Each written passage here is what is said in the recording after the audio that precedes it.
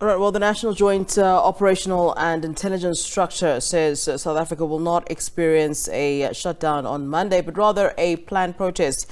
This comes as the EFF has threatened a national shutdown, calling for an end to load shedding and for President Cyril Ramaphosa to resign. Natjoints chairperson, Lieutenant General Tebello Mosikili, briefed the media in Pretoria last night on plans to ensure stability and the safety of citizens. We are now joined via Zoom by Willem.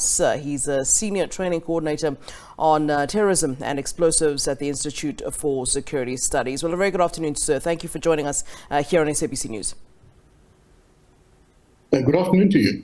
All right, let's talk about, from your perspective, how you think that this is all being dealt with from the part of security. Isn't it Joints appropriately and adequately responding to the shutdown, which, of course, hasn't happened yet? Yes, I think, we have to compare it to the events of 2 years ago, where the Natjoints and the security cluster was mainly absent, and there was no apparent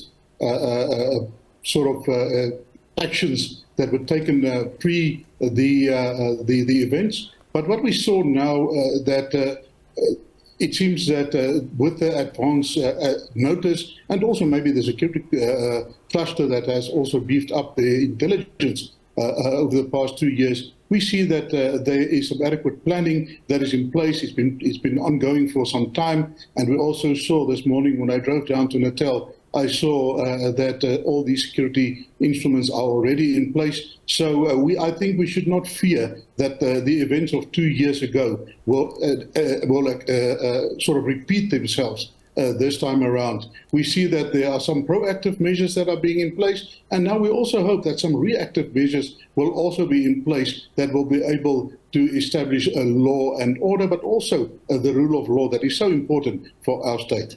It seems that, and you raised the issue of the events of 2 years ago where we saw mass looting and so forth, but it seems that the EFF is offended by the comparison.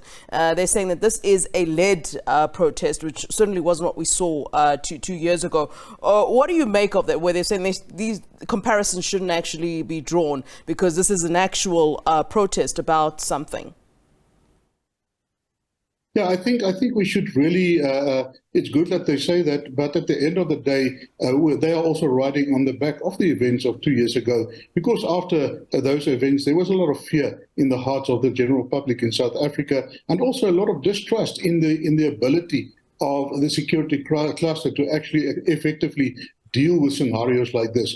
So on the one hand, we see that they are riding on that wave, and they're exploiting it, and maybe exploiting it to some extent. Yeah. But on the other hand, we also see that there are some very good measures in place, there's some planning in place, and we think that we should not really fear that the worst will happen tomorrow. What's the difference between this particular protest and some of the protests that we've seen in recent times? The ANC had a protest just a couple of days ago. The DA had a protest, I think it was about load shedding as well, a couple of months ago. We've seen truck drivers having protests. We saw farm owners having protests against farm murders, for example, where they also, shut down roads. What's the difference now, and why is the security cluster preparing themselves more so than with the other protests? What's the difference now? I think the difference, if you look at these protests that you mentioned, we as South Africans have a right, and it's enshrined in our constitution that we have the right to protest. But that is the right to peaceful protest. There's nowhere in the constitution where it actually provides for us to break the law, and it does not promote lawlessness. So if we look at the utterances of some of the leaders of the planners of this event, there were some threats were made. There was also some intimidation that took place, with letters being delivered to some of the shop owners. So that makes it different, So tomorrow, if I believe that if they do follow the footsteps of the previous protest, and it's a peaceful protest, then they should not fear any challenges. But I believe that, and based on the utterances of the National Commission, also the minister, and also the spokesperson for the president, they've got the right to protest, but they do not have the right to break the law. Yeah.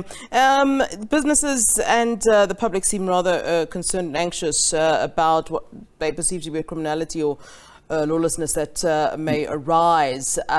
What's your assessment of these particular concerns? Is this a worry that, given how the security cluster, the army being deployed and so forth, is that a concern that perhaps we shouldn't entertain that much? Yeah, you see, there are some limitations to the plan of the security cluster. They only have so many resources. And we also saw in the modus operandi or the tactics of these people in the past is that they almost got a hit and run tactic where they go and they set up a picketing and they light some tires and they burn, and then they move on to the others in order to spread the resources of the security cluster, the police and the military, etc. So we anticipate that will also happen again. But also, I think the intelligence structures are much more in place this time around. So we think that there will be some preemptive, hopefully, arrests of these perpetrators when they break the law, and that might just curb further spiraling of this violence and also the looting, as you mentioned. All right. Thanks very much for your input, sir. Much appreciated. Of course, Willem, who's the Senior Training Coordinator on Terrorism and Explosives at the Institute for Security Studies. That conversation, of course, on the back of that planned national shutdown tomorrow, organized by the EFF.